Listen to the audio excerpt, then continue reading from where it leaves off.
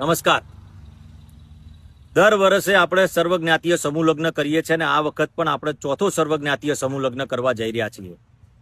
એની તારીખ આપણે નક્કી કરી હતી 26/4/2026 અને એને બદલીને આપણે પહેલી તારીખ એટલે 1/5/2026 રોજ સમૂહ લગ્ન કરવા જઈ રહ્યા છીએ. તારીખ બદલવાના અનિવાર્ય સંજોગો એવા ઊભા થયા છે કે જે દિવસે ઇલેક્શન છે એટલે મતદાન છે અને એ જ દિવસે આપણે સમૂહ લગ્ન છે.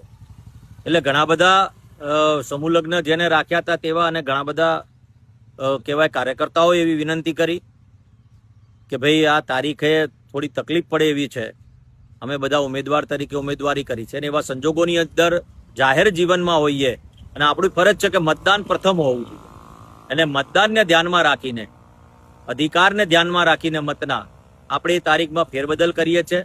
એટલે એની તારીખ બદલીને 26/4/2026 જગ્યાએ 1/5/2026 રોજ આપણે જે સાંજે રાખીએ છીએ એ જ સમય, એ જ સ્થળ અને ત્યાં જ આપણે આયોજન કર્યું છે. તો દરેકે નોંધ લેવી અને 26/4/2026 રોજ જે મતદાન છે એ મતદાનમાં અચૂકથી મતદાન કરવું.